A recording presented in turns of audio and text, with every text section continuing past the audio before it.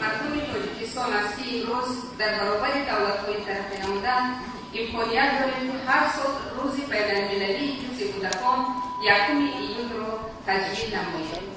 مقامات اجرایی حاکمیت دولتی ولایت جهت مستحکم نمودن زمینه‌های مالی و تکنیکی مؤسسه‌های تعلیمی موجوده، بنیاد مکتب کودکستان‌های نو زمانوی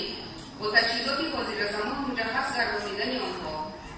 و فراهم آوردن شرایط مساعی برای روند معتدل تعلیم و تربیت پیوسته تطبیق و عملی می‌نماید.